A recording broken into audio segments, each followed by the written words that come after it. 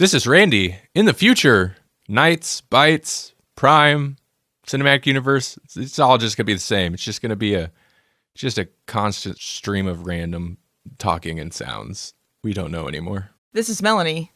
And right now, less people are getting married and having babies. So, in the future, old people will outnumber the young people. So I think it's time we start instating Retirement Thunderdome. And this is Jesse. In the future, all Comic-Cons will have a podcast lounge, which will be right next to a loudspeaker, a pro wrestling ring, and a ball pit filled with whoopee cushions.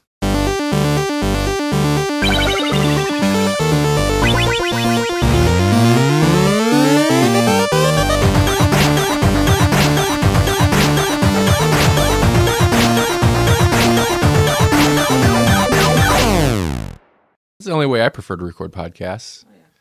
Yeah. Oh, wait. We gotta have a guy running around mowing, too, in the background. Oh, yeah, you got to have a lawnmower, just for good measure. Mm. Otherwise, the listeners will be thrown. They'll be like, this isn't even a podcast. What is this? Or if you listen to last episode, like a paramedic, like the paramedics in this, like there in your building. If there's not a fire department outside your window, it's not even a podcast. Nope. You even call it a podcast. I mean, not in the future. It isn't. Nope. Welcome to the Grawlix podcast. This is episode number 74. Yeah. It is indeed. It's about time for us to join the Retirement Thunder. Yep. 2 podcasts leave. Wait, what? No, we're wait. I got that all wrong.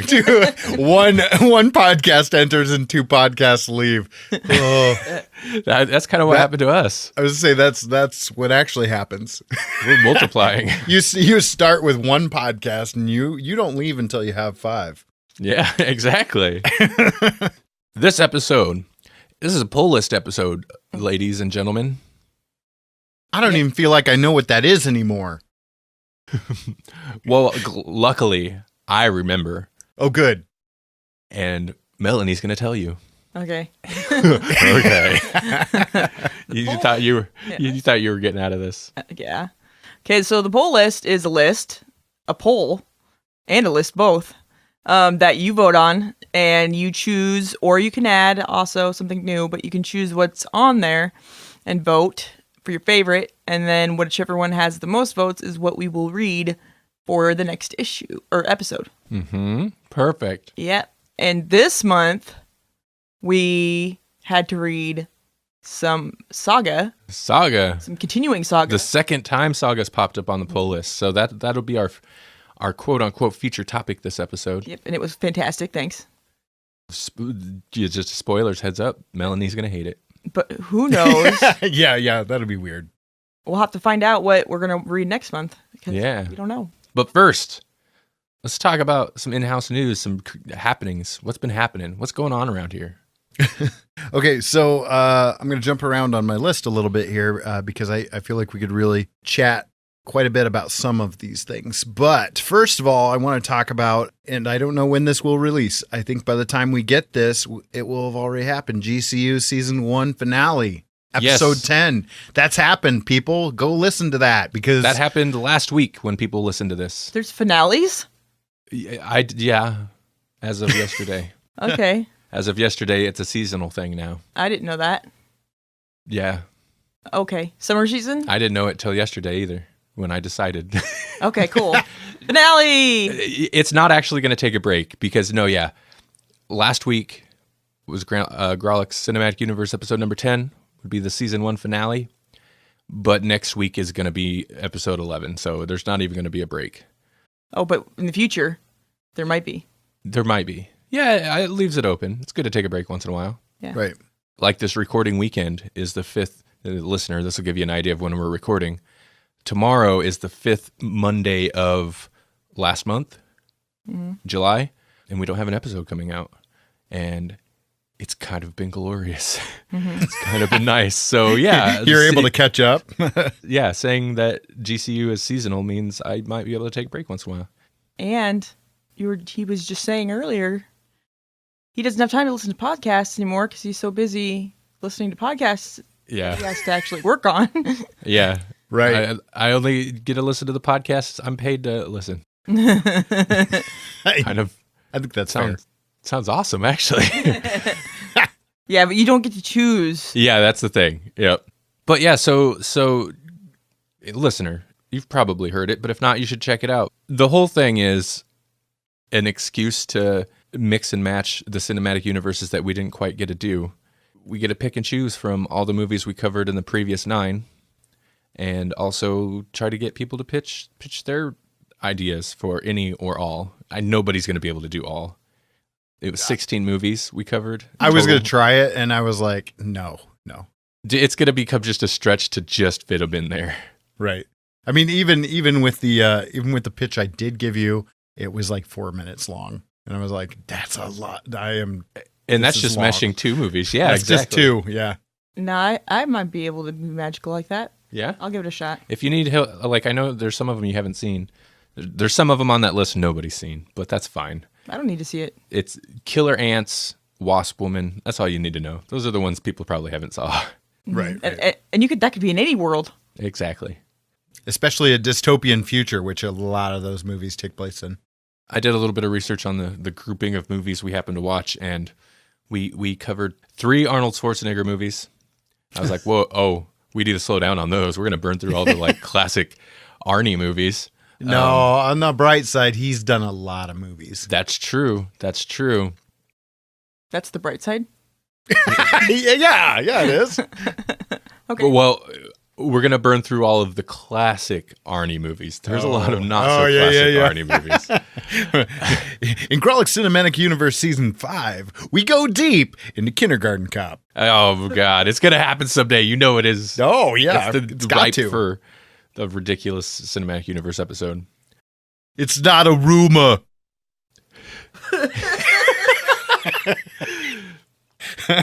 So next episode of Cinematic Universe, next week, listeners, if you're wondering why I haven't been more specific about the season finale, we have not recorded it yet, but as of the time of this recording. But next episode, we will be discussing Seven and Hellraiser. Figured we'd go with something uplifting. Yeah. Yeah, I love Hellraiser. Jasper's not seen either of those movies. Really? Boy, Yeah. he has such sights waiting for him. Yeah. To behold, Show you him. know. I like 7 too, but 7's kind of a downer. They're both. Hellraiser's not a downer. It's not a down. They're both creepy and grisly movies though, and dark. Yes, that I could give you. Yeah, I'm excited for it. What's And they're both about a box. This is another Jesse suggestion. I have a hard time. I'm trying not to, but I'm trying not to just do Jesse suggestions. But he'll throw out some movies, and I'll be like, "That's perfect." I try not to suggest so many, but I was just like, I can't stop myself. Randy, here's a grouping. Well, maybe we should just Now bring me some pictures of Spider-Man. You suggest it. You gotta co-host it. Oh, yeah. See, Yeah. That'll slow me down. That's true. No, I've just pulled Jesse in for the really good ones like Ants and Wasp Woman. Yep. Yeah. Yep. To be fair, we actually, not that it got rave reviews from us, but we all rated Wasp Woman fairly high considering what I would have expected. Mm-hmm. And we all rated Ants fairly low. Jasper gave it 0 stars. That was It's crazy. the lowest rated That's movie crazy. we've done. That I don't know if I totally agree with. I see where he's coming from, but like there have been some stinkers on the list. Mm-hmm. I don't know. Yeah. No, it's probably been the worst. I don't know. I don't think it's the lowest I've rated. I think I give it 1.5. The lowest movie I gave a movie 1 star though. Knight Rider 2000 got 1 star. That's the lowest I rated. Oh, yeah. Yeah, I don't know. Knight Rider 2000 might have been a little bit easier to watch than Ants. Yeah, I don't know. That might be true. It's just, it was so dull. Ants at least had moments. For me, Ants at least had moments of like, there was some tension once in a while. You're like, oh God, the ants, they're getting closer. Oh, It was, yeah. It was pretty bad. But Knight Rider 2000 had no tension for me. It was just like, nope. Oh. Nope, the music wasn't even there. Then yeah. No music, Crap. no classic Knight Rider car. I'm done. Yep, exactly. So when are we getting you on one of those episodes, Melanie? I told you. What movies do you want to do? I told you. I don't remember. Heathers. Oh yeah. Ooh, yeah. If we can do Heathers, and then there's several others that could go with it, but Yeah, okay, you're right. Yeah, Mean that's a good Girls. idea. Mean Girls and Heathers. That was my suggestion. I was like, no, Jawbreakers was yours. oh, Jawbreakers. Okay. Both. It's like the same thing, different generation, right?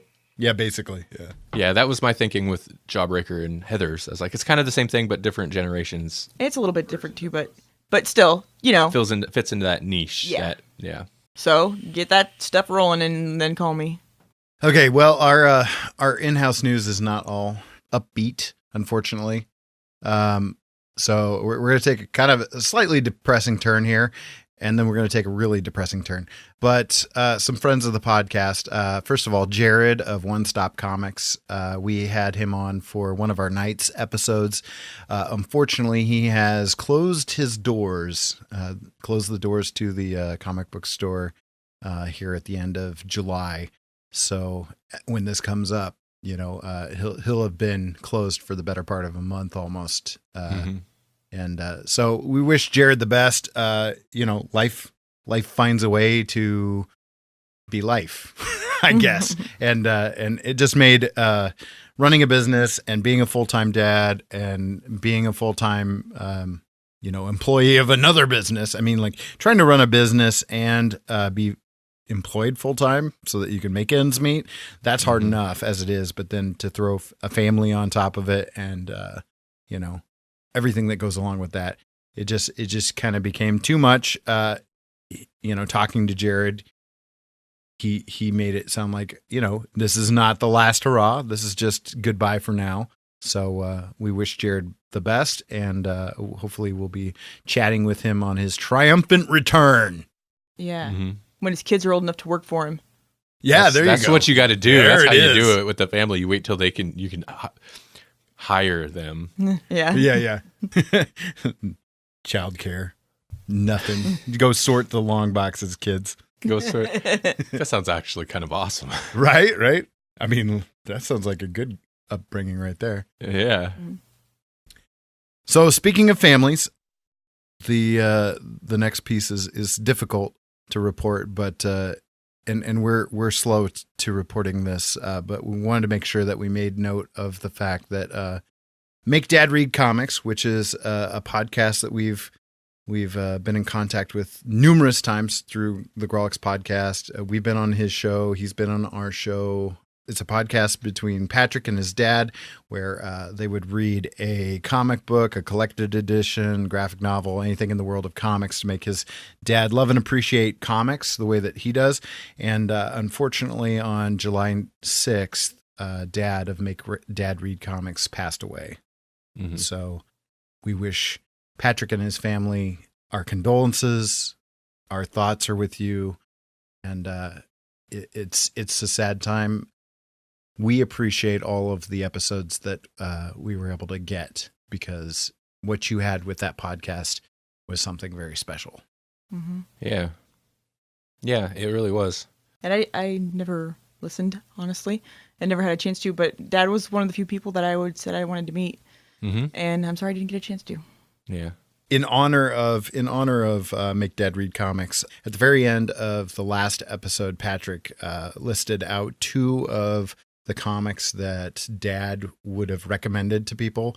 And in honor of Dad, I put Black Sad on our poll list because it was one of the 2 that Patrick listed as the comics that Dad would have recommended. So Black Sad is on our poll list, probably as other right now, but at some point we will get to Dad's recommendation.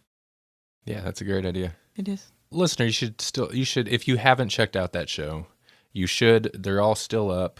Eventually, Patrick said he's going to move it over to, from the current hosting over to archive.org, so it'll remain there. It'll be available. Yeah, you should listen through it. They did a lot of episodes and it's good. That last episode is tough. It's a tough listen, but I'm so glad Patrick put it out. Also, sorry we're late on bringing it up, but it's a combination of recording schedules and also like I don't know. I don't like to pile on these things right away. I like to let people take their time and deal with their things privately for a while. Mm-hmm. So but hopefully Patrick's doing all right. Yeah. You can also find Make Dad Read Comics on Stitcher. You can find him on iTunes, lots of different places. But you can also find him at makedadreadcomics.blogspot.com if you're looking for those episodes. Like Randy said, they're currently still up under the same RSS feed. Mm-hmm. So there is that. Maybe I'll talk to Patrick sometime, because even after eventually he moves it over to archive, I can still make sure that goes up on an RSS feed, so it's still available in podcatchers. I'll have to reach out to him, because that's basically how we used to host our show back in the day. So, right. Okay, so the next two kind of go hand in hand. One of them is that we have gotten numerous shout-outs from covertnerd.net. We got shout-outs on both of his June episodes, and that is Lee, which we got to meet. We got to meet at Okamicon. So first of all, thank you, Lee, for shouting us out on your show, covertnerd.net. Go check it out. It's a great show. It's kind of a quick burst episodes. Like most of his episodes are like 20 minutes ish, and so they're real quick burst episodes about a topic. He usually reviews a book and gives us 2 cents on something about something in nerd culture, and then we got to meet him at Okamicon. Yeah, it was awesome to meet Lee. Jesse has more experience in this than I do with your con going and stuff, but it's Congoing. I'm sorry. What? Congoing. Congoing. It's a con-going adventure. It's a con-going story. Yeah. With his convention going, he comes across more podcasters, but it's rare for me to meet in person other podcasters of shows that I've listened to, quite a bit. So that was awesome. And I'm sure it's really weird for you guys, because it's always weird when you meet somebody that you have an image of in your head and then they're not that. Oh yeah. Yeah, that's true. I have no idea what I was thinking he would look like, but I'm sure I didn't look like what he expected. Mm-hmm. There is now pictures of the whole Grawlix crew. Mm-hmm. There's a picture of all three of us, the first and only picture of all three of us together in person online. It was snapped by Lee. So it was in the Okamicon podcast arcade lounge. Mm-hmm. Mm-hmm. That's on a bunch of the social media, but you can see that most easily on our Instagram. So, but yeah, you can see what we look like. Yeah, sorry to disappoint. It's also interesting because it got into one of those things where talking to Lee, and I was like, "Oh, I really like your show," and he's like, "Oh, I like your show." And then we are exchanging compliments, and after a while, it gets awkward. Just okay, what are we doing? Yeah, this is like a circular conversation where it's just yeah. But I'm like, I'm gonna go take pictures of a Wookiee. Bye. Even before that, the first time because we've talked about this recently on the show, where Jesse tell us oh, I talked to so and so. They're like, oh, well, Grawlix podcast, and I think you even said, oh, I want to hear that for people. I did. And when that happens, as soon as it starts happening, you're like, I'm gonna go wander around, take pictures. I'm like, but that thing is happening. We're getting compliments. I heard it. I heard the thing, and I was done then. All right, great. I'm done. I'm leaving. I mean, he said, I like your stuff, and I'm like, thanks. I don't know who you are now. I'm leaving. Thanks. You're right. You are correct. You are correct to feel that way. I mean, I don't know what to do. I don't know what to say to these people. Yeah. If I were you guys and actually listened to podcasts and had an idea of who they were, yeah, it'd be different. But I don't, and so I'm just gonna stand there and do nothing. That's not fun. I'm there to look around and enjoy myself. Come on. To be fair, that was literally the first part of the con that you saw, because we came in through the loading docks, and I was like, well, do we go to the expo floor, which was where the podcast lounge was, or do we go to the arena, which is where the vendors were? And I thought, yeah, here we go. And so we open those doors, and you're literally right in the middle of it. And so there's Eddie is doing a thing with Paranormal Dads, and he's floating between 4 different tables or something. And It was crazy. It was like a carnival feel in all the best and worst ways. Mm-hmm. Yeah, no, it was, for me, that was the perfect place to start to go Yeah. into it, because that's Because the other room gave me anxiety. yeah, me too. The other room, there's just too much, and Yeah. but Podcast Alley was all right. Plus, like it's a comic convention. I like comic stuff, but really, like, podcasting is the main thing I focus all my time on, and then comics or movies or anything else is kind of secondary. So I'm like, there's a bunch of comic stuff over here, or there's a bunch of podcasters over there. I kind of want to go hang out with the podcasters. Right. I can Well, talk I felt comic that stuff with them. I felt that all weekend. So Yeah. I definitely understand that, but I was a little more tethered, I guess. I So- wish I had money. I probably would like the comic. Well, if there weren't a lot of people and I had money, I would Right. like the comic area more. But there were too many people, except I didn't want to watch wrestling. So after a while, I was bored.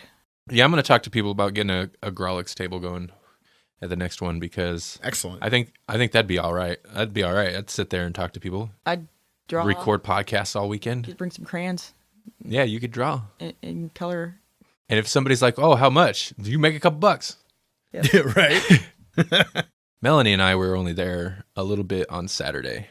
Jesse, as usual, does the table thing, so he was there all weekend. Yeah, I was gonna come back the next day with my niece, but I forget what happened. Something happened, and I didn't. And I felt bad because I told her I would, and then I didn't.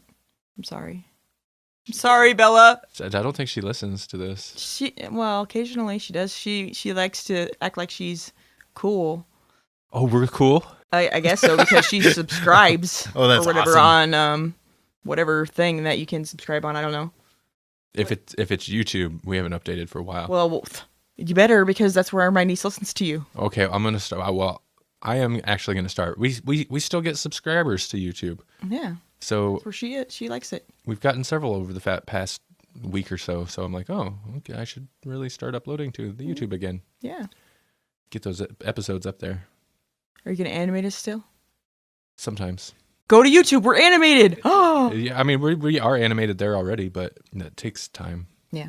And that's all I've got for in-house news. So this month for the poll list pick, who's winning? Who's winning, kids? Who's the winners? Hey, the winner is Trinity by Matt Wagner, which is interesting because when I think of Matt Wagner, I don't think of Batman, Superman, and Wonder Woman. I think of the Grendel. Oh yeah. Yeah, that's who I associate with Matt Wagner. But so this will be interesting to see him write for these iconic characters. For the big three. I wonder if The Trinity big voted. three, yeah. The big three of the big two. Yeah. Do you think Trinity voted for Trinity? Ah. Oh, Do hey, that would I think be Trinity interesting. voted for Trinity? We're gonna read Oh. Trinity, the human. The Grawlix 1% is getting his own episode. Written by Matt Wagner, because we have that kind of poll. Wow, we do. It only costs $5 a month to get written by Matt Wagner. hey, That's you know, all right. It's a new day. It's a whole new market. After our cut, of course. Yeah. Yeah. So, our dollar. A whopping 10% of $5. Yeah, I'm excited for that. It seems like nope, never mind. What? I was gonna say it seems like it's been a little while since we did a big superhero book. Last month, All-Star Superman. Never Yeah. mind. That's Yeah. true. But maybe it won't suck this time. Yeah, you did not like that. People, you know what? That episode is not done great. People must not. I expected All-Star Superman to have more of a pull. I thought people really liked that book, but not a lot of reaction to it. So maybe people are more on board with your opinion of it. Maybe. I think, I don't know how many times I have to tell you. If you just accept that I'm right. But it's weird, Grant it'll make life Morrison. easier for you. It's Grant Morrison being weird. And that's okay, but he's With- already weird enough, baby. With You don't have arguably to- the very first superhero of all time. Yeah. Right. Too much greatness for one book, maybe? I don't know. It just didn't work. This episode, though, what are we talking about? Saga.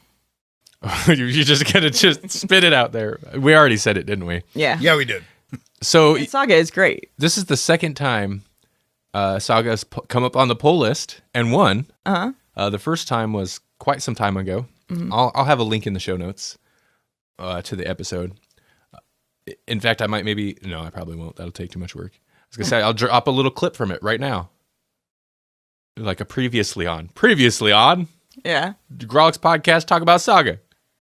But can we have, if we do that, we're not going to, but if we do like, little bits of us talking about other stuff beforehand and then go to like they do, I'm just going to drop the entire Saga review. It'd be like an hour-long clip right here. And then it goes back to us now. Yeah, Saga Volume 2 is more of that. It's good. Well, I mean, yeah, basically. No, okay. So, yeah, Volume 2. And when we say Volume 2, we mean the, like, trade paperback version, Volume 2. Not, like, omnibus or anything. Should do the omnibus. Well, we actually probably could bust through something like that with Saga, because this is a quick read. Mm-hmm. Jesse. Yes. I'm not sure which version you read. This was only 6 issues, right? Like 6 through 12, I think. Yeah. I have the hardbound book, so it's like it's split up. So I had to kind of guess. So I started with issue 7. 7. Yes. You had already read 7 through. We read 1 through 6, I think, for the first one. Okay. Yeah, this is like 6 issues, and for me anyway, this was a pretty quick read. Well, I know for Melanie it was a quick read. It was, it was crazy quick compared to All-Star Superman for some reason. I beat Randy. Like it's not super wordy, but it's fitting. But also, this is a lot more modern than some of the other stuff we've been reading for quite some time, actually. So it's not, it's modern paced, and modern comics have less pages, and yeah, it was a pretty and there's quick read. Spanish in there that I couldn't read. I don't think it was really Spanish. It looked like Spanish. It did. The Mooney language is what she's talking about. Yeah. I think that's an insult. It is. Mooney? That's totally their slur for the people from Wreath? Wreath? Yeah. It's a fake slur. I can say it. Okay. It's a good one, though. I actually was thinking of that while reading it. I was like, Mooney. Oh, that's a good, like, fake alien slur. It kind of makes you feel uncomfortable. So yeah. I know. That's why I was like, hey, you can't call him that. You can't say that. Only they can say that. They didn't have a good one for the winged people. They were just usually winged expletives. Mm-hmm. Okay, so this picks up after Volume 1. Mm-hmm. I don't remember the first volume being like this, but maybe it was, where every chapter or every issue, you get a little flashback to something in the beginning page, a couple pages. It was usually like, in this one, we get to see, I forget their names. Marco, Alana. We get to see how they meet. There's a couple flashbacks that cover how they meet when he was a prisoner. We get to see him and his parents. And then it continues the current plot. Yeah. But I think that, I don't know that they did that in the first one either, because they were just... There's a lot more establishing. Yeah. Like they got to establish before they can establish backstory. Yeah. Establish people now, I guess. Yeah. And this had much less robot guy. But it had the one thing with the robot guy that was controversial, apparently, that I didn't even know was controversial. Yeah, you did not seem interested at all when I told you that. No, not really. Okay, well, we'll get to that. You know what? I'm slacking on my duties. Yeah, what are you doing? We haven't given out any information. Yeah, info. Do you have your phone? I have my phone. Hold on. By the way, that was Grawlix podcast number 13, Unpredictable Time Travel, where we first discussed Saga Volume 1. Okay, Saga is by Image Comics. It's written by Brian K. Vaughan, art by Fiona Staples, letters and design by Phonographics, coordinated by Eric Stevenson. Man, we've talked about a lot of Brian K. Vaughan on this show. He writes things that people like. Exactly. That's exactly it. He writes things that people like. He's good. That's what it is. Yeah. That's how you say it. Melanie has read this before. Yeah. Beyond Volume 1, I had not read this before. I'd read Volume 1, obviously, but I had not read this before. Mm-hmm. And I think Jesse's the same. Yeah. No, I had read a little bit of this last time by accident because I didn't know where to stop. So I just kept reading. But yeah. Yeah, I don't know. No surprise. Like the last one. This was great. I liked it. Mm-hmm. We already know I like it. because I continued. Yeah, I liked it. I like that they kind of throw some curves. I mean, obviously, Volume 1 ends on a curveball where, like, Grandma and Grandpa show up for the first time, which would be Marco's mom and dad. Mm-hmm. And they show up in the tree spaceship. And it's off to the races from there. It's a lot of plot stuff, I guess, in this one, but there's some interesting character stuff with the meeting Marco's parents and how that kind of plays out. That whole thing, really, it becomes an exchange. You see Marco and his mom, like their interaction a bit, but it's Alana and Marco's dad. I thought played out pretty well. Yeah, it's brief. Like this whole volume is brief, but I thought that was effective.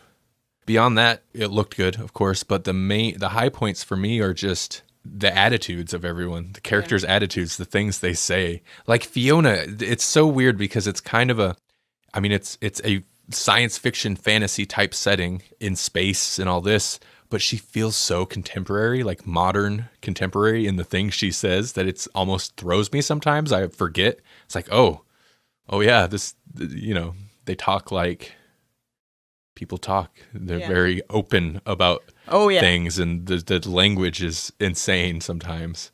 When she got pregnant, that whole exchange was, and I'm not, I'm shy and like I'm awkward because I don't, you know what I mean? Yeah. But like with people I know, like you, I'll say all kinds of crazy stuff. But some of that, I was like, oh my gosh. Oh yeah. Oh my goodness. I don't know, just it's funny. Like it's the writing is funny, and most of that comes from just the way people react to things, and the things they say are very humorous to me. I like it. The characters are cool. Like all the characters are kind of cool. I know. Even like the people that are like bad guys, you're still like, that's a pretty pimp guy right there. There's some good stuff with Lying Cat. Yeah. In this one, where she's like, "How have you not killed this creature yet?" And he's like, "I've tried." Yeah. And I don't know, did we meet Gwendolyn in the first set? No. I don't think we did. No, that's you would know more because you read further, but yeah. That's Marco's ex-girl, ex-fiance. She wasn't what I expected when I started reading it. I was like, well, that's who he's engaged to? Okay, that's like not at all what I would have pictured, but she's too finished or something, you know what I mean? I don't know. No, that does kind of make sense. She seems kind of uptight. And Marco does not seem like that kind of guy. Like, but that's not necessarily how it always works out with relationships. But yeah. I also like that we're discussing how these two characters, like, she seems too uptight for this guy. Like, that means these are pretty well written characters. If we could go on hypotheticals about these characters. I mean, okay, so the plot is straightforward. Well, here's the basic breakdown is last we saw they were trying to escape with this tree ship, and Marco's parents show up, banish I had forgotten about the ghost, their babysitter, who's the teenage girl who was like ripped in half, so it's just like upper half of a torso that floats around and interacts with them. Had like banished her off somewhere, so part of it was Marco and his mom going to find her, and then the headhunter or whatever, the freelancer they call him, assassin guy or whatever you'd want to call him. He's taking time off, but he's convinced to go chase after them again with Gwendolyn. Only after... Oh, they saved the slave girl. Yeah. And I also like that they just continue, that's her name, Slave Girl. Yeah. His dream, by the way, the freelancer's dream threw me. I was like, whoa, oh. That would have been a horrible dream. Yeah. And then, I don't know, they find him. They shoot a rocket at him. The rocket blows up this... I guess there's a lot, but not really. The rocket bounces off the ship and blows up on this time suck creature that just hatched out of a planet. The planet that Marco and his mom had to go rescue the ghost from, the ghost teenager. Yeah. I like explaining these things because everything sounds ridiculous. Yeah. Also, it sounds like a lot happened, but that's just what happened. Yeah. It seemed like it went by so quick. Yeah, it does. That was only 6 issues. Like it's Well, and we've also got those flashbacks that are interspersed too. Like Yeah. We've got flashbacks of when she was basically a prison guard and she's reading this book that plays in. I love the book too. We actually get a bit more of the book. There's like a couple passages. People read a couple things out of it. It's called A Night Smoke or The Night Smoke or something like that. I don't remember. It's a bad title. And A Nighttime Smoke. Yeah. A Nighttime Smoke. And it sounds so dumb. It's like super mundane. Yeah. Yeah. Like, you want to watch this? Okay. Well, should we eat pizza tonight? Yeah, I guess so. Like, that's the end of the book. And she finishes it and she's like, his book changed my life. We see the author. Oh, I forgot about that. Mm-hmm. That's the last chapter is really when Robot comes in and we see the author. Okay, do we want to talk about that a little bit? Because that is, before I read any of this, I had heard there was some controversy, and I was surprised it came this so soon in this series about, what's his name? It's Prince Robot. Prince Robot the Fourth. The Fourth. There's a scene where he's dying. He doesn't die. It's a flashback. But he was dying in the flashback. And there's a very explicit image on his TV screen face, and that's what the big hubbub was about. And I don't know if people were outraged or what the deal was, but the book was released. I think maybe it was pulled at one point and maybe re-released with a censored version of it or something. Mm-hmm. Well, that it depicts. What if Jesse didn't even see it? I didn't. I don't know what you guys are talking about. I'm flipping through. You didn't see it at first. You didn't see it at first, and I was like, "Oh." I remember reading the stories about it, so it always stuck in my head. I was like, "What? I want to see this. What is so shocking? It really is small." Yeah. And I was reading it, and I was like, "Oh, there's that." And I showed it to you, and you're like, "What?" I go, "That." And you're like, "Oh, so?" I'm like, "It's blowjob." I mean, gotcha. It depicts oral. And do you think it's specifically it's homosexual oral? Yeah. Image. That's probably what it's in the art. It's not like an actual. Yeah, in the very first page of this episode or this issue of issue 12 or whatever. Yeah. Okay. That was a big deal, I guess. I don't know. People were outraged. I don't know why. It's very obviously an adult book. Yeah. So the only people I think that would be outraged would be, and if you're reading this kind of a book anyway. I don't get it. I know. I don't get it. Oh man, now I'm seeing the other ones. It's got to be that somebody wasn't paying attention to what they bought for their kids, and then it was laying out one day or something like that, and they saw that page and were startled about it and threw up a big whatever. That might be it. See, in my head, I was always like, what was it on the cover or something? It's not even the cover. It's the first page, but usually adult books, the mature books, are sealed in a bag anyway. Yeah. So I don't understand the problem. Yeah. But yeah, I mean, it's just notable because people made it notable, I guess. Mm. But I guess I don't know. I don't see it's a sex. It's a sex act, and you still, even in adult books, you still don't really see that. In movies, you're not going to see. Some movies you will, but generally you're not going to see that. And I think maybe that's the difference. Yep. The insertion thing. I guess, but it's the phallus. I just think it's ridiculous a little bit. It is. It's a fallacy. If the book were based on that, that'd be one thing, but it's not. It's like it's this picture on a screen, on a face, on a whole entire page of other things that are going on. I'm very curious as to why that's what he's thinking of when he's laying there dying. Yeah, it's interesting. Like, just the images they show on his face in general are bewildering to me sometimes. Yeah.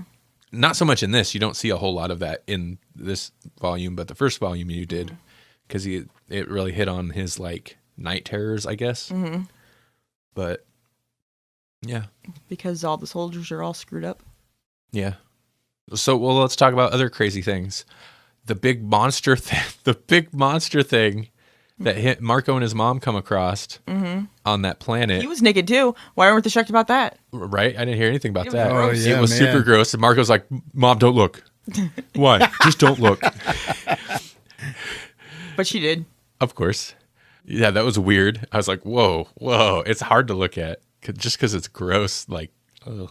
I don't know. I do like the art just because of how bonkers it is. Mm. Some of the character design's super cool.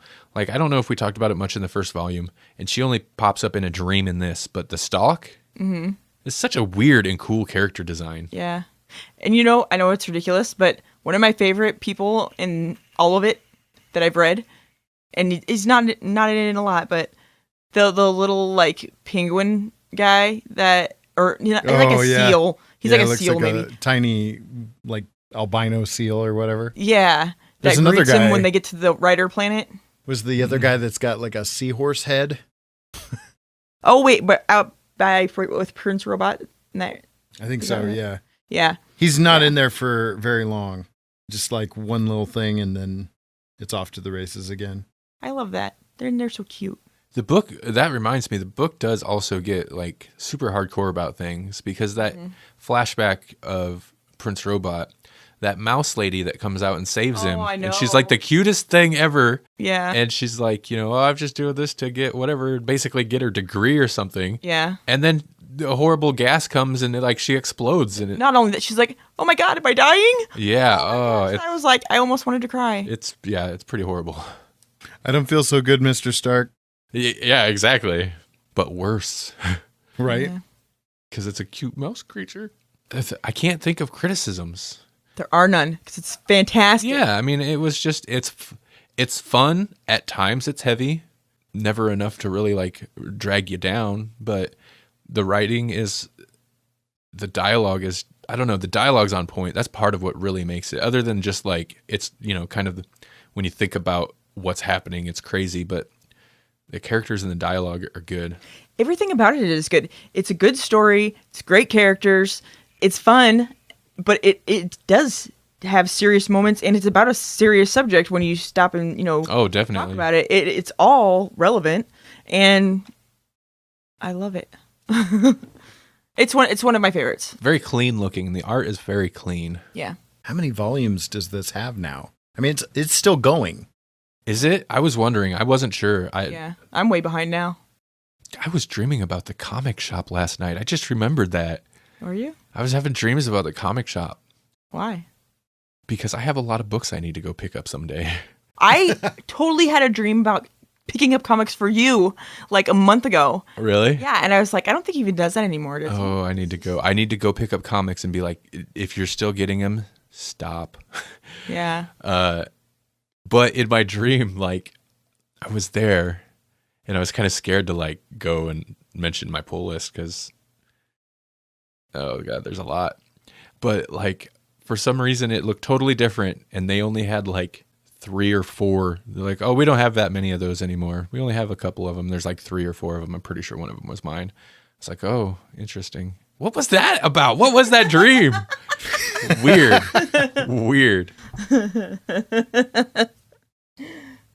And that's like Saga because of comics. Because of comics. And they have weird dreams. They do. It's worth noting, I'm sure we touched on this in the first volume, but there is an overall narration, particularly at the beginning of each chapter when they do a flashback from the baby's, well, not from the baby's point of view, but from the baby when she's older. Yeah.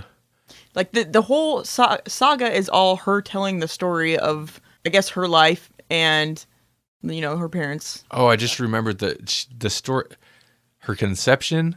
Mm-hmm. Wow, some of the things they say. That's what I was saying. There is like it's real. I really appreciated that bit too, where she's like, "That was sexy, Alana. You can't listen to her. She's crazy." Yeah, right.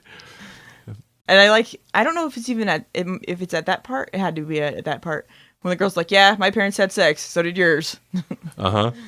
There's good little like human truths in it. I think that's part of what makes the writing so good.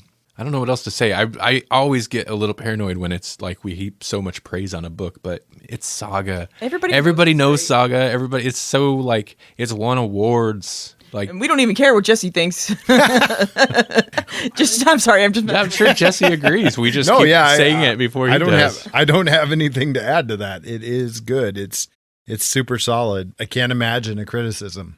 It's kind of well split in terms of, I mean, it's an ongoing series. So, and a lot of ongoing series do think about the trades as they're writing the issues, but it's not like, it doesn't feel necessarily like this isn't a trade's worth of arc or anything. It's just like this is part of it. The first trade ended at a good cliffhanger. This one ends with a good cliffhanger, a little twist, kind of. And so it feels cohesive, but I think it's almost the perfect size. I mean, I guess if you're spending your money trying to get the most bang for your buck, you'd want it longer.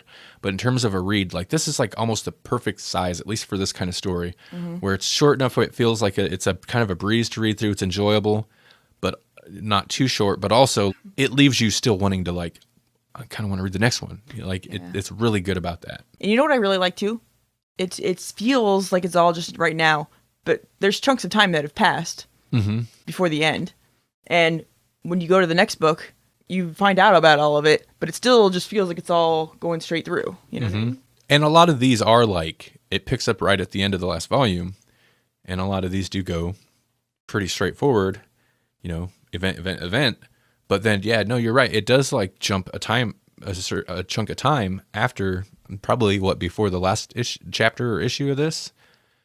But it doesn't feel like it's jumping forward. It just feels like it's a good, smooth story that still moves time quick enough, or maybe too quick. Yep.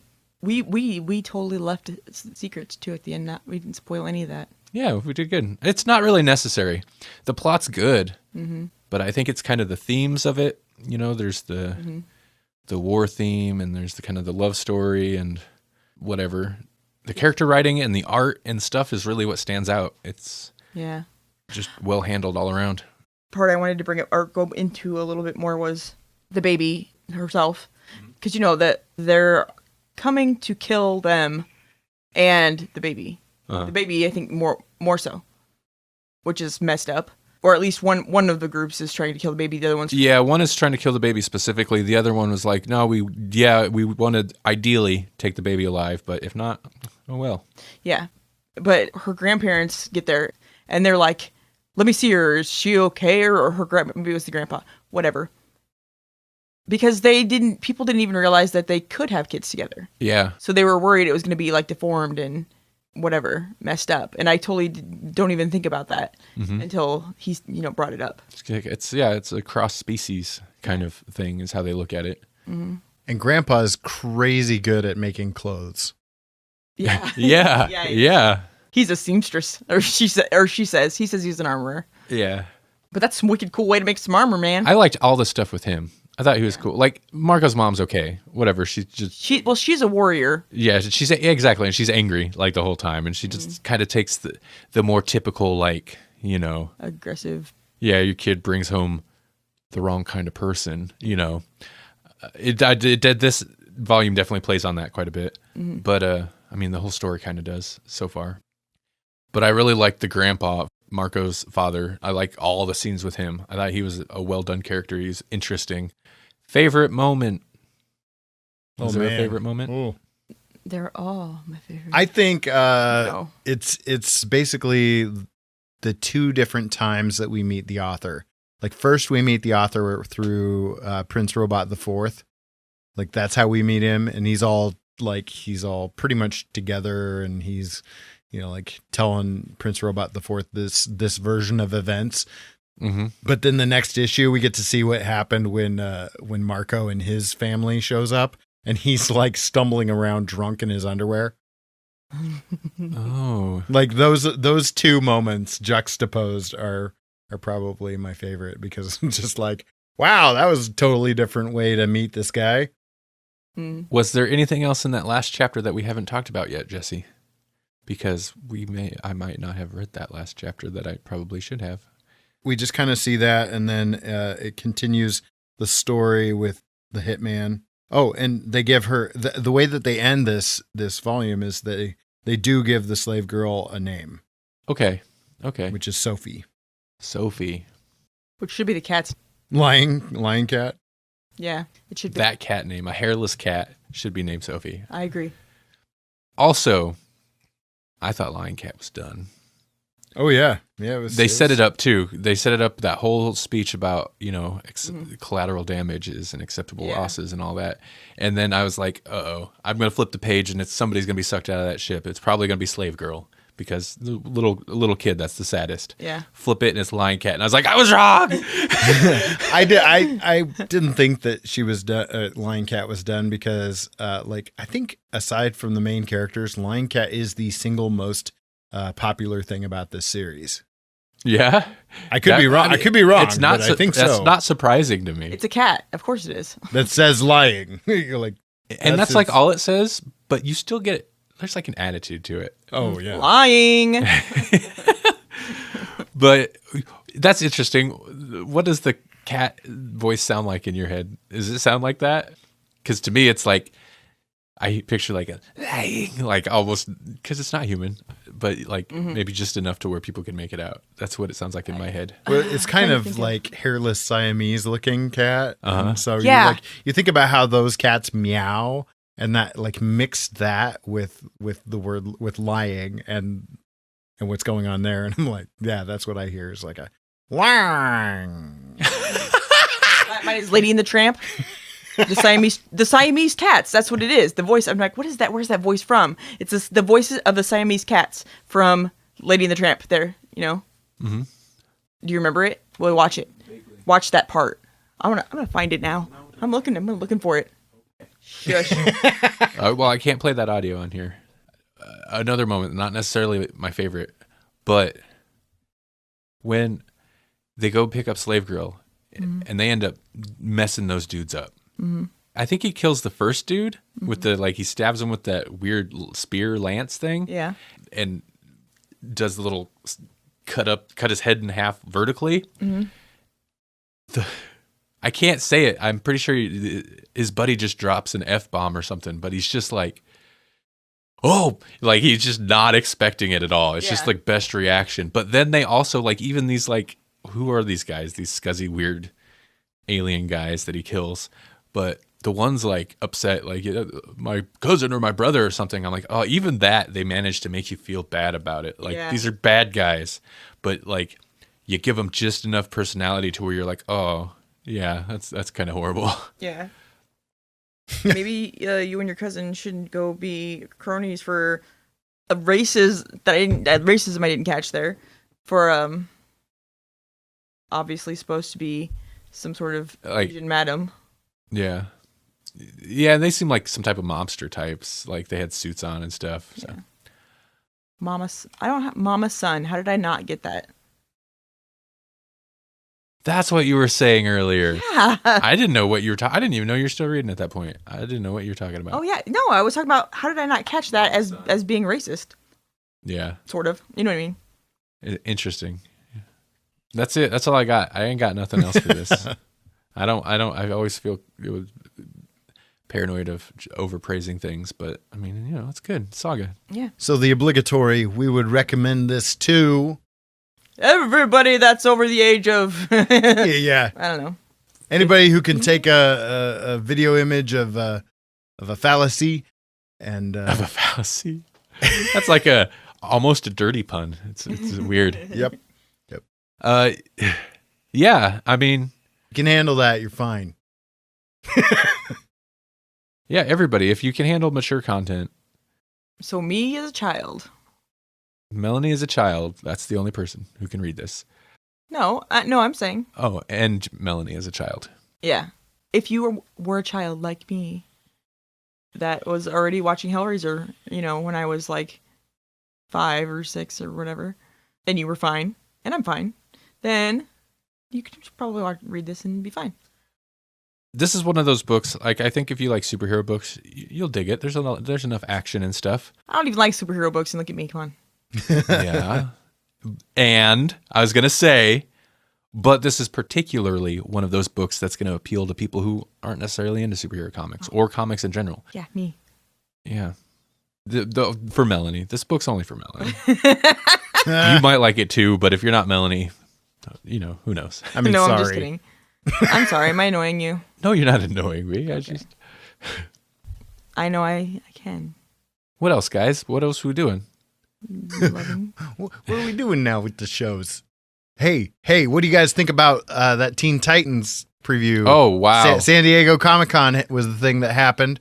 DC Comics has now They've got, well, it's DC Unlimited, and it's like all their shows and all sorts of DC Comics properties. And they are launching a couple of shows, one of them being Titans, and it's got a real adult potty mouth. It's Adult Titans. Yeah, he said the F word. He's an F Batman. Yeah, he's Grawlix Batman.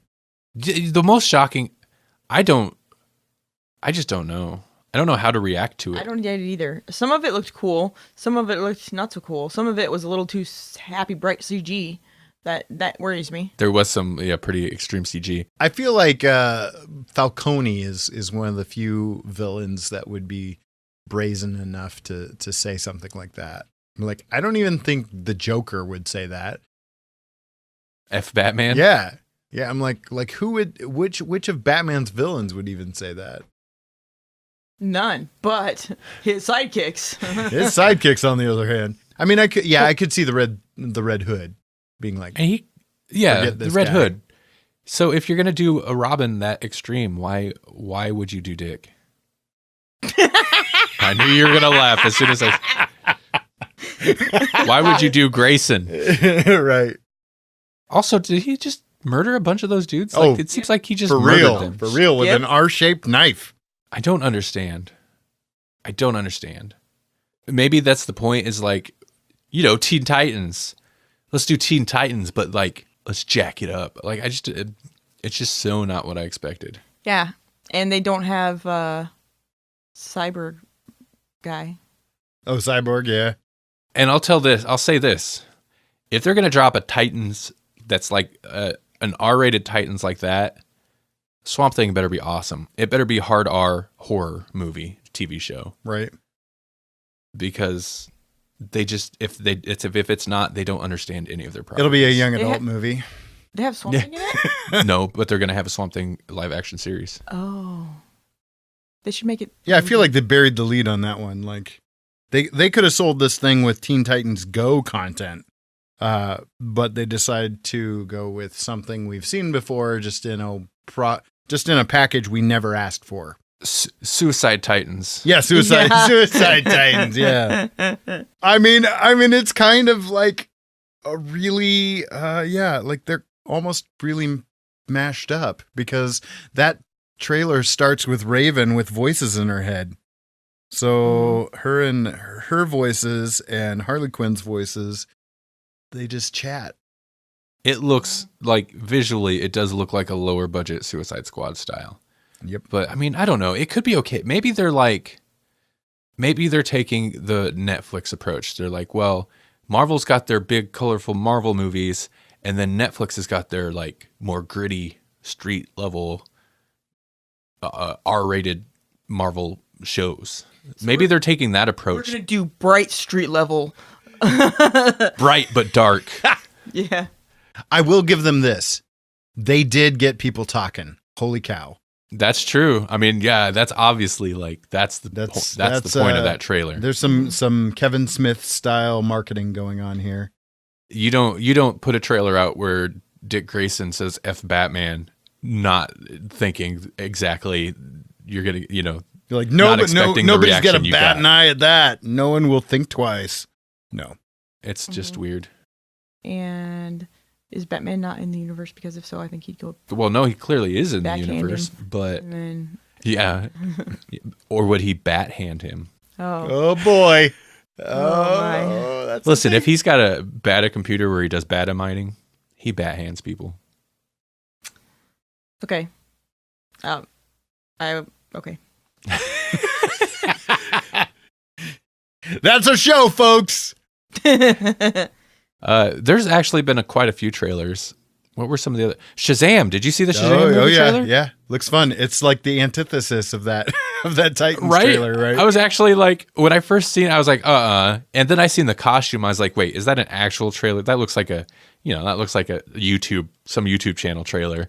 And it's like on the official Warner Brothers channel. I was like, oh my God, that's really the costume. So I looked at it, I watched it, and I was like, oh, that actually looks kind of good. Yeah, right. Yeah. How? Because they're going comedy with it. Which is smart. Like, how do you make Shazam work in a live action Shazam? Yeah. You gotta kind of. We so golden age, man. Like, they have exactly. to ham it up. They have to embrace the cheese. Otherwise, it was never going to work.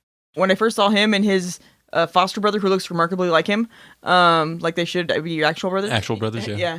I was like, oh, are they going to do like the multiple people Shazam? Oh yeah, like it. God, what was that? Well, I remember it was like the Flashpoint universe. I think Shazam was like 3 kids or 4 kids or something that combined into Shazam. Yeah. Which is so weird. Mm-hmm.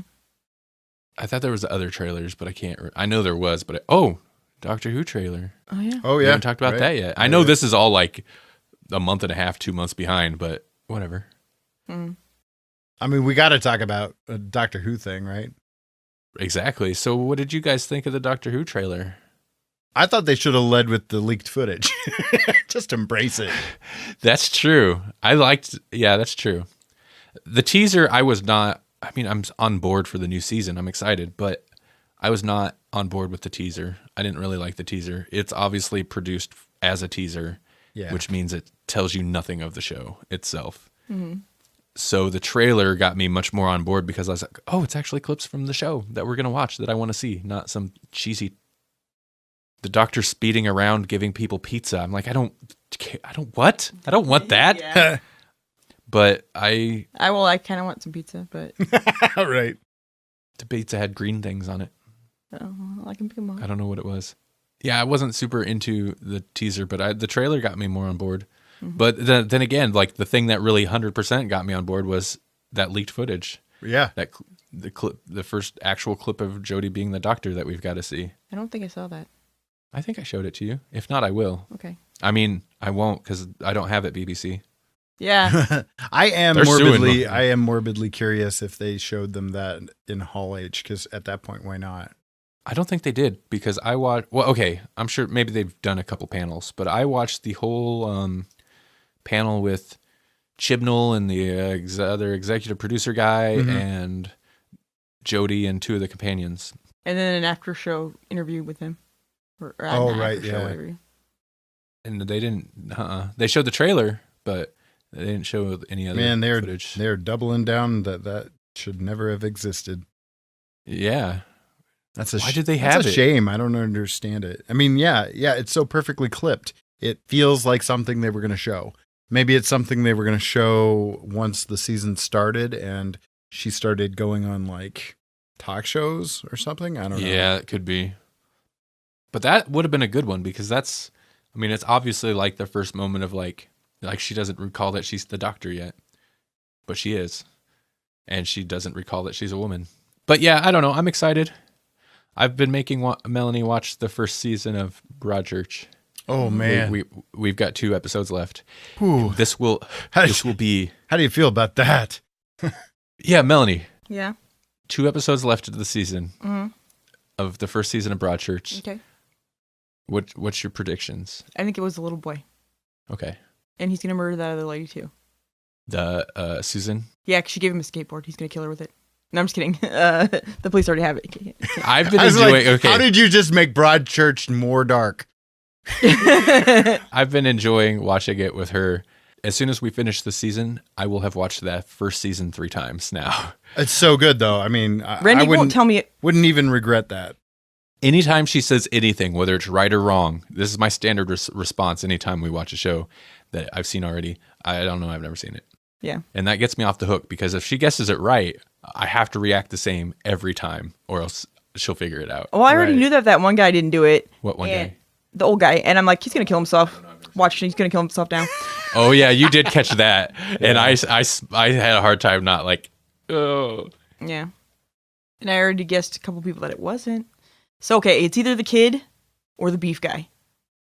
You like beef? Yeah. I love that guy. Nige? He's so goofy.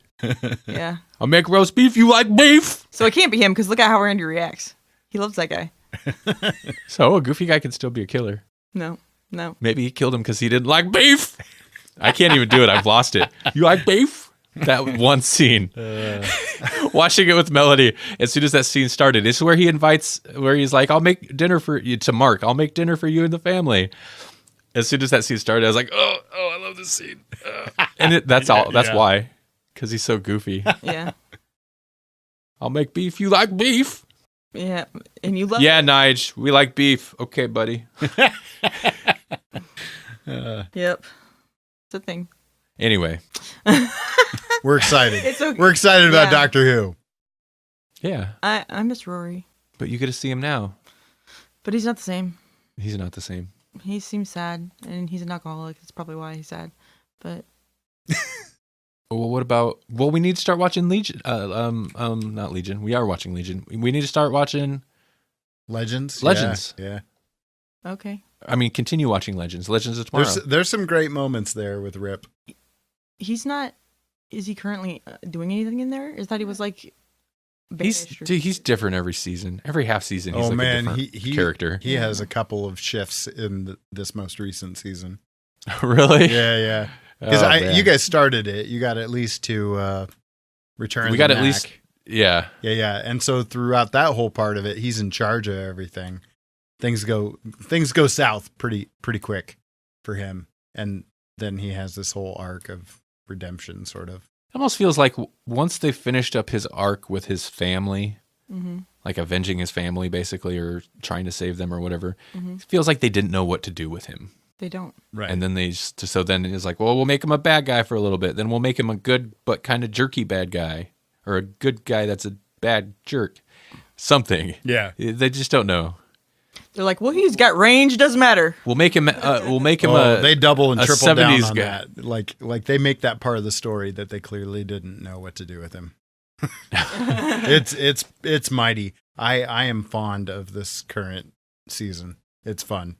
It's ridiculous in the way that Legends is, but It gets so ridiculous. The finale is bazonkers. it's been less frustrating and more just like, okay, I'm gonna go with it. This is fine. I actually had to go back and look and be like, wait a minute, was that the series finale? Because it's so bonkers that you're like, they wouldn't end a series like that or a season like that. No, it totally was. We haven't even finished the last season of Flash. I liked it, but it wasn't as good as seasons past. And Barry has some very Barry moments where you're just Yeah. like, Or they're just like, Barry. we need to have drama. Somebody make some drama. yeah. They do. I make can't him, believe in myself because I'm Barry. They do. Yeah. And I can't They- believe in anybody else because I don't even believe in myself. I'm Barry. They're constantly stepping that guy, his character, back all the Yeah. time for sake of drawing out some drama. It's like, Yeah. just don't. I've got more power and I'm faster than I've ever been, but I can't figure out what to do. I'm Barry. Yeah. That's true. That's a good Well, point. I'd rather be Barry though than whatever his stupid girlfriend's name is. Who's, Iris? yes, Iris. She's always butthurt about something or other. It's like you didn't taste my macaroni and you don't love me and it's over. I don't know, just whatever, stupid crap, and that she has to overreact to. Ugh, tired of it. I will say the best moment, and this is old now, but the best moment that I saw so far of that last season of Flash was when they went to go get married. They didn't, not when they actually got married, but when they went to go get married the first time because Iris was freaking out. It was just like, well, let's go get married now. Right. And the priest guy shames the little boy. Like there's the altar boy comes up and whatever, he kind of gets chewed out by the priest guy, and Barry goes, did he just shame that little boy? And just like the way he says it just made me laugh. Did he just shame that little boy? Like, what? Who says that? But anyway, I love the little you latch onto the weirdest little things. the weirdest little things make me laugh. I know. You like beef? Yep. I'm not doing it right because he's got that like certain beef no, with those F's. The last night, the episode, one of the It's not like it's like a more than a yeah, no, yeah, right. It is a beef. Well, last night we watched the episode of Broadchurch where what's her name? Whatever, Jodie Foster comes in and is Jodie Foster? not Jodie Foster. Oh, wow. Yeah. Jodie Whittaker. She comes in and is breaking a bunch of stuff in the hotel lady's Yeah. place, mad at her. And at the end. I'm gonna have to. Maybe I'll just cut this whole little section. But you come near my family, and I'll break your face. And I'm like, I want to see a Mad Doctor this season because I love the accent. I was gonna say, like, she gets intense in that first season, and that was where I was like, oh, she's gonna be able to do, like, scary, dark Doctor, you know, because I know some people probably had their qualms, but I was like, no, based on what I saw, she can do a lot with this role. Oh yeah. And if you got a woman, you got to go dark because that's just where we accept. Only every couple of episodes. Yeah. Just once in a while. Well, of course. Maybe one episode a month go dark. Oh, you thought I was the Doctor? I'm Beth Latimer today.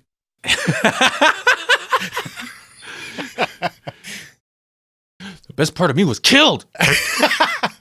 I regenerated into your worst nightmare.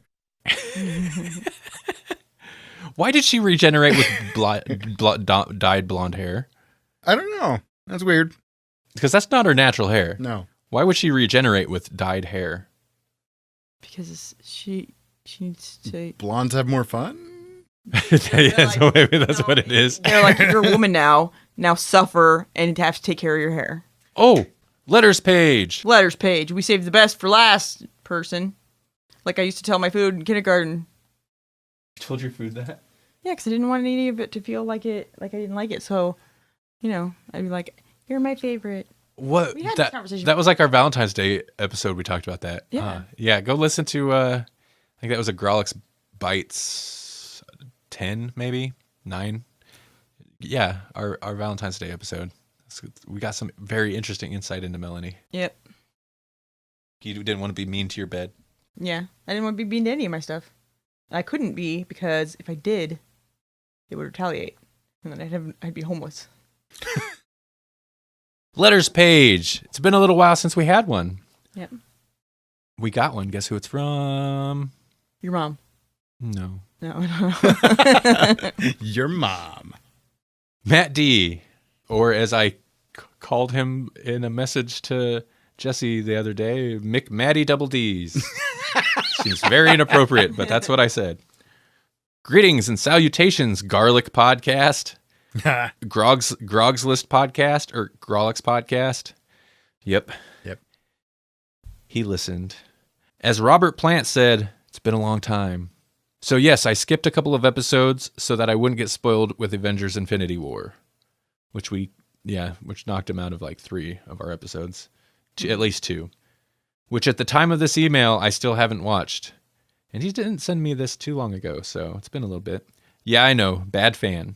My only excuse is I just didn't find the time with 2 kids that are in summer sports. No time to do anything in summer sports. Like if you're involved in like softball at all, you don't have a life. So I'm sorry, Matt. Keep the faith, brother. Anyway, to the real reason I wrote in, All-Star Superman.